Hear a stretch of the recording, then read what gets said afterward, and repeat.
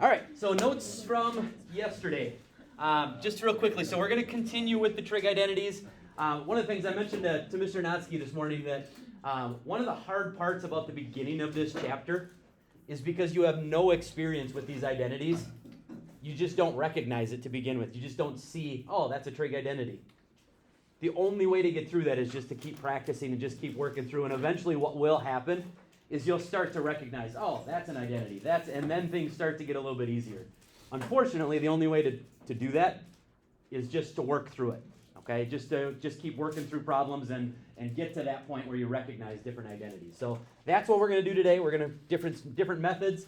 Yesterday we evaluated, we simplified a little bit. Now we're going to add just some other things on how do you work with these identities today. Okay, so identities that we talked about yesterday. We also, a reminder, we talked about that when you have an identity, especially the Pythagorean ones, we're going to use these a lot, and you can always manipulate them.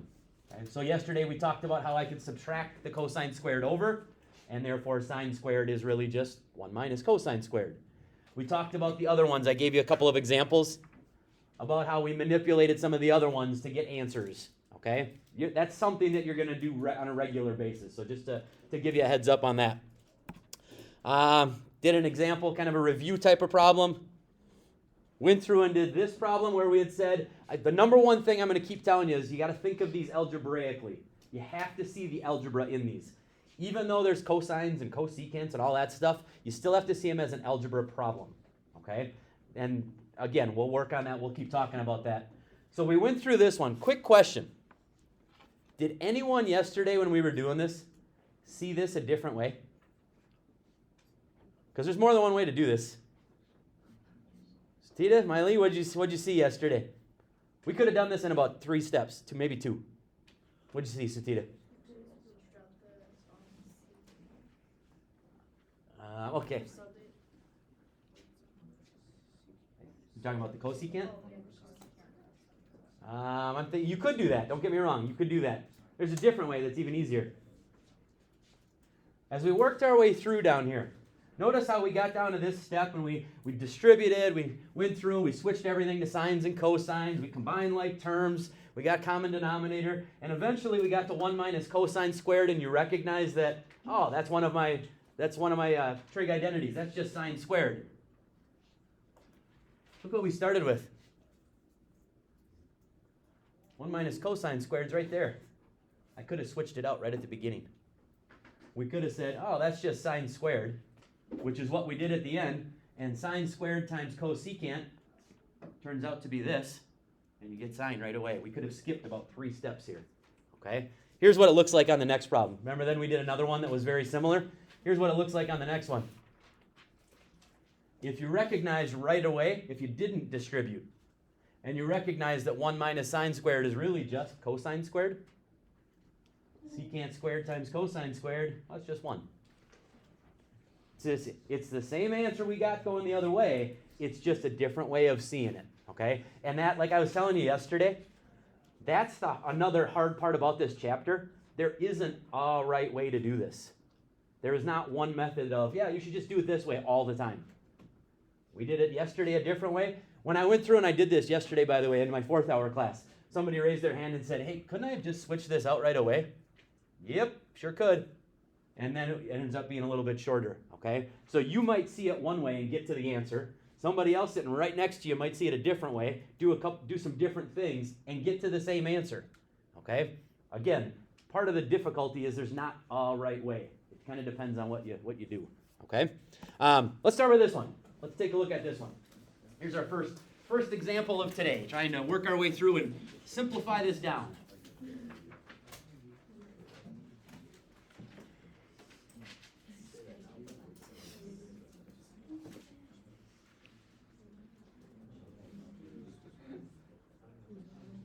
And so again, you want to make sure that you have your unit circle, your formula sheet handy so that you can keep referencing the identities. Okay? Because as you work your way through this, you have to try to look for, is there ever a substitution I can make? Is that an identity that I can substitute something in its place and then work from there? Well, if you take a look at this one right here, the cotangent of pi over 2 minus x. If you look at the cofunction identities, it's not exactly one of the ones that's on there. But if you had to take a guess based on what is on there, what do you think the cotangent of pi over 2 minus x equals? Based on what you see that's on there. Yeah, that's exactly what it equals. If you notice the last cofunction identity says the tangent of pi over 2 minus u is equal to the cotangent. U is just whatever the angle is. Whatever you're working off of. In this case, it's an x. On the sheet, it's a u. Well, on the sheet, it says tangent equals cotangent. It works the other way as well. This is really just the same thing as the tangent of x. Still multiplied by the cosine of x. Okay? That's really just the same thing as the tangent of x. Now you take a look, and now it's a little bit easier than it was. Now we try to figure out, what do I do from here? What do you think? What should we try? We could try to multiply them together, but if I leave it as is, this is as far as I can go if I leave it as is. What's something else I could do? One of the things that, again, if you get to a point where you're stuck, remember, here's kind of another general rule of things to look for. In this case, if you're kind of stuck at where you're at, switch things to sines and cosines if you can. Work with sines and cosines more often than anything else. Which means I can take the tangent, switch that to sine of x over cosine of x.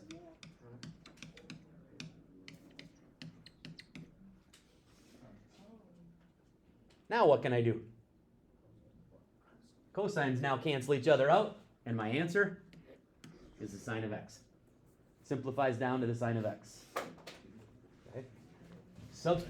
Used an identity down to a tangent. Kind of used another one. Switch things to sines and cosines. And then these cosines cancel each other out. You're left with sines. Okay. Questions? Anything that you have a question on before we move forward? Okay, let's keep going. So here's the next type of thing. Here's the next type of thing you need to look for. I told you, you have to see these as algebra problems. Well, in algebra, we do a lot of factoring. Okay? So you're going to have to go back and kind of take a look at factoring these trig identities and factoring with trigonometry involved. And so things you're looking for. So number one rule of factoring, if you remember. Anybody tell me what's the first thing you always look for when factoring? Greatest common factor. Yep. Greatest common factor. You check to see, can I factor anything out? Okay? Do I have anything in common with all my terms that I can pull out? Basically, undistribute is the idea. Other things you're going to look for. There's a reason why I have a difference of squares up here. Okay? Difference of squares factoring. Just the basic factoring of a trinomial. Things along those lines. Factoring by grouping. All the stuff that we did back in, I think, chapter 2, I think, was maybe where we worked on that quite a bit. But factoring is something you look at. In this case, let's start with rule number 1. Do I have a greatest common factor? What is it, Aiden? Even more than x. Here's one term. There's the other term. Remember, terms are separated by plus and minus signs. What do those two terms have in common? Yeah. We have a secant squared x in both of those terms. I can pull that outside. I can factor that out. So secant squared x. If I pull that outside, what's left in the first term then? Tangent squared. And what's left in the second spot?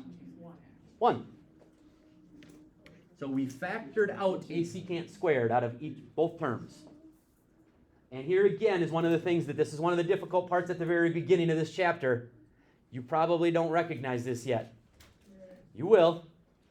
What does tangent squared plus 1 equal?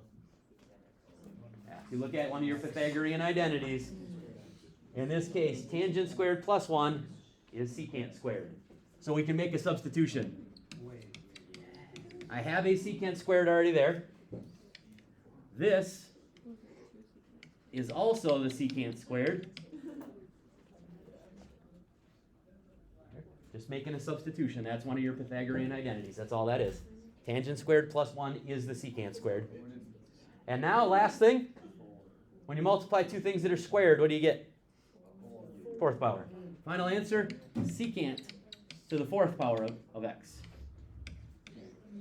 Here's your answer. Secant squared times secant squared is secant to the fourth. Just like x squared times x squared is x to the fourth. Same idea.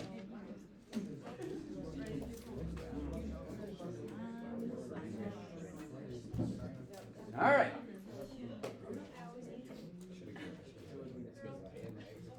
Let me give you another one.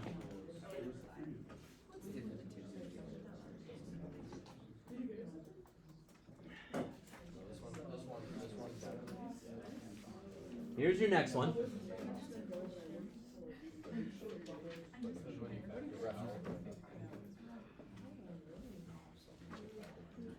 All right, so this, I will tell you right off the bat again, this one is a factoring type of problem. Okay? And we'll talk about how you factor it. I told you need to see these as algebra problems, even though there's sines and cosines in there. I'm going to rewrite this as just an algebra problem so you see it, hopefully. We'll factor that, and then we'll apply that to the trig. So what this really is, if this was an algebra problem and I took the cosines and stuff out, this is the same thing as 1 minus 2x squared plus x to the fourth. It's the exact same problem, just with cosines involved. Okay? If you're going to go through and you're going to factor this, let's factor the algebra first, and then I'll make the trig easy.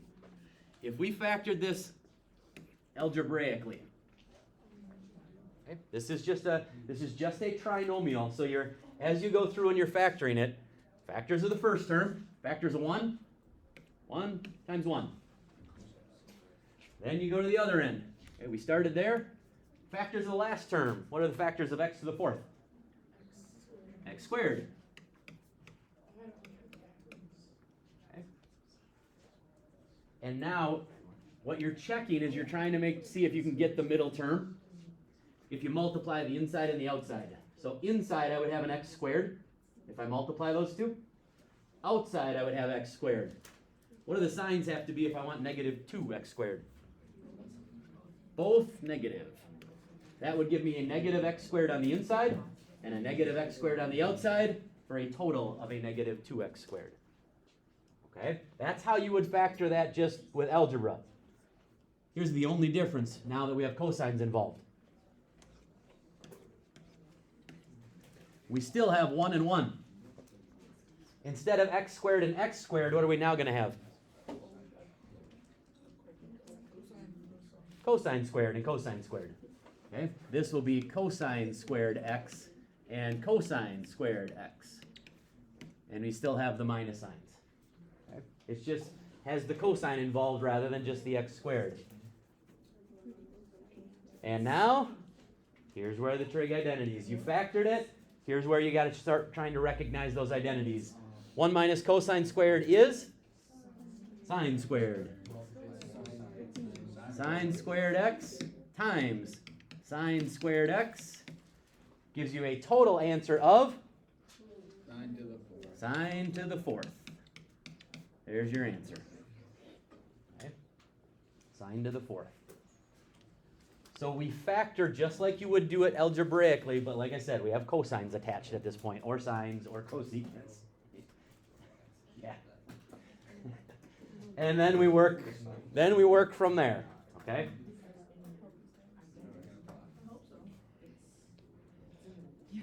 All right. I got 2 more examples for you. And then I'm going to give you some work time to practice working your way through this. All right. Multiplying. We're going to do 1 multiplying and then 1 adding or subtracting.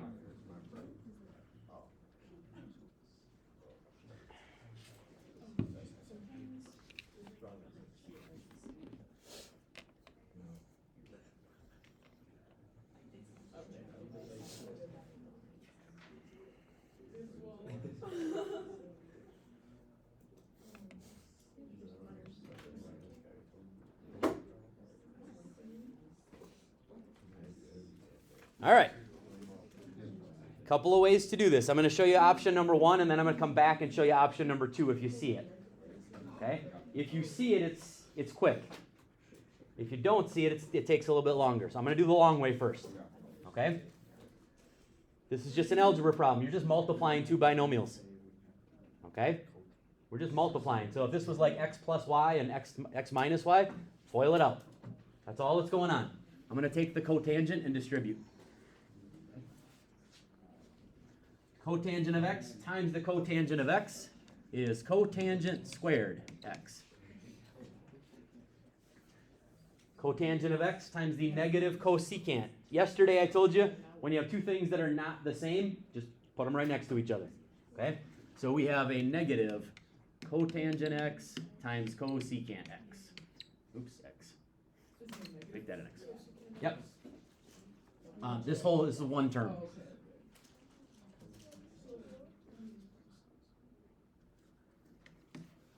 Okay, so there's distributing the cotangent. Now we move to the next one. Let's distribute the cosecant. When we do that the first time, we end up with plus cotangent x times cosecant x. And then cosecant times negative cosecant is negative cosecant squared. Okay? Now, if you take a look, now we just clean it up just like if it was algebra. Anything cancel out? We got a negative cotangent cosecant, that should be a C. And then we have a positive cotangent cosecant. Those two terms will cancel each other out. Leaving you with cotangent squared x minus cosecant squared x, which, hopefully, you recognize that equals, what is it, Caleb? Negative 1. That's your third Pythagorean identity. Cotangent squared plus 1 equals cosecant squared.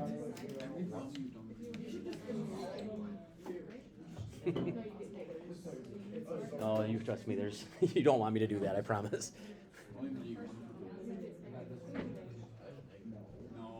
Okay? So if you take that third Pythagorean identity and you start rearranging it, if you subtract the cosecant to the left and then subtract the 1 to the right, that's what you end up with. Now, quick question on this one, or quick heads up on this one, because again, as you work your way forward, you'll start to recognize things more and more as you work your way through it. I told you before there's a reason I had this difference of squares on the board.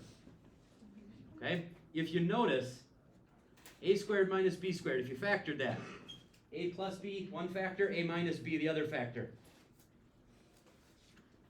Isn't that what I have? Cotangent plus cosecant, cotangent minus cosecant. That's just a factor difference of squares. That's all that is. Look at what I ended up with. A squared minus b squared. Cotangent squared minus cosecant squared. So if you saw that right away, you can save yourself the time of having to FOIL it all out. And if you saw it right away as, oh, those are just two opposite binomials, therefore that's just a factor difference of squares, you could have skipped right to this step immediately. But you have to recognize it. That's why I say that. That's the only reason why I'm showing you that.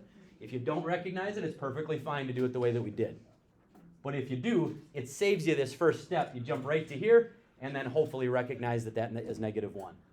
Okay? All right, last example I have for you, and then I'm going to give you some work time. What do we do if we add or subtract?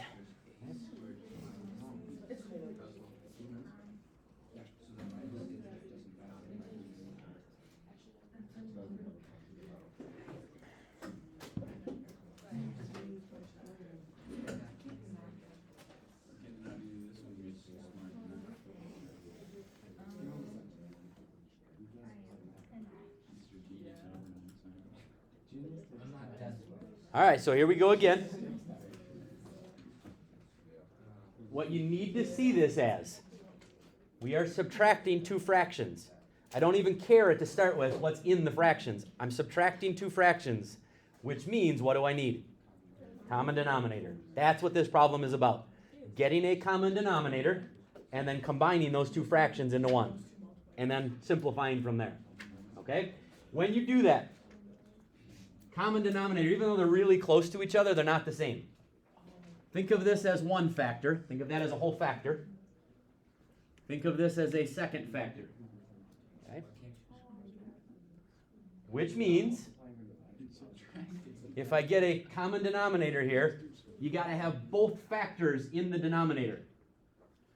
The first one is missing the secant of x minus 1. Which means, actually let me move this over, give myself a little more room here. Come on, there we go.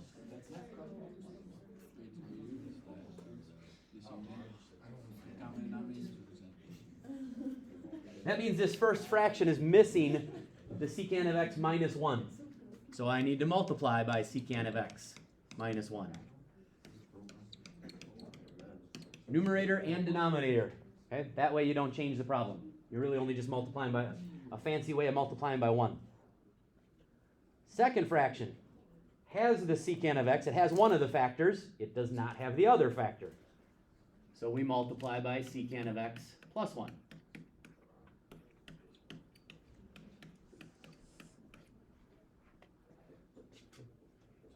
And now as we go through and we clean this up a little bit, numerators are pretty straightforward since there's just ones there.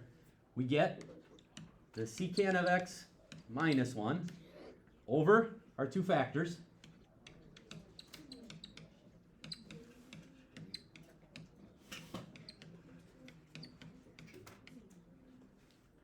minus secant of x plus 1 in the numerator of the second fraction over our two factors. Oops, that's not what I wanted.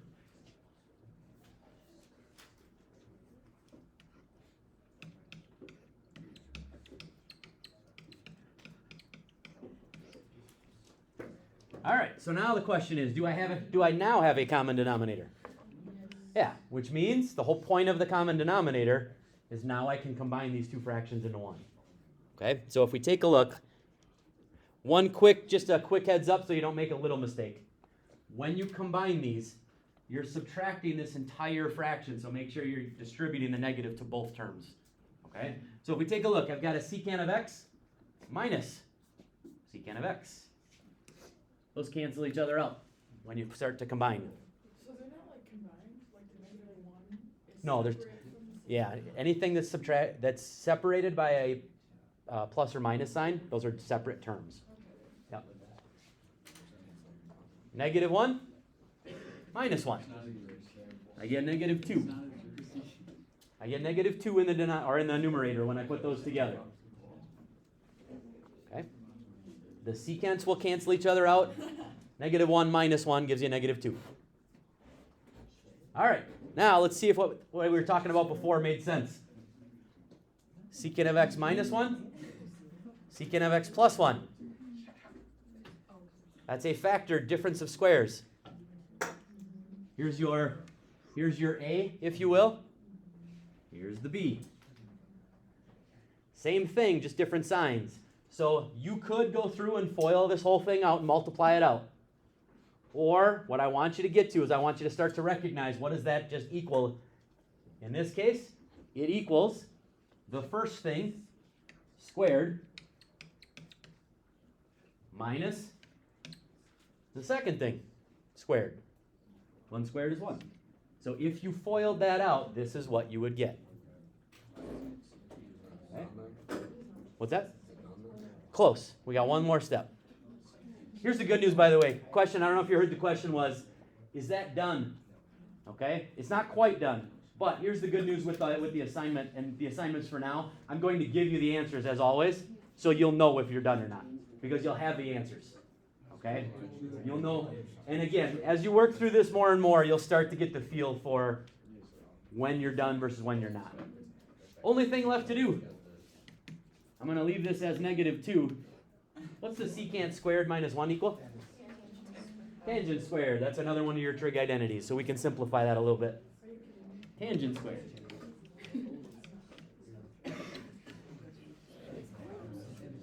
Right. Hold that thought. I'll come and show you. Because this is it right here. So I'm gonna get it. Okay? Again, I know that these are hard. I know this is difficult, especially at the beginning. The only way to make it easier is to keep working and keep asking questions.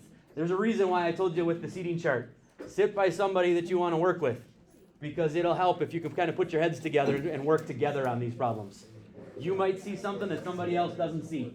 Okay? I want you to work together on these. So, assignment. First assignment. I'm going to give you in a second the worksheet, and you've got some time here in class to be able to work your way through it and ask some questions.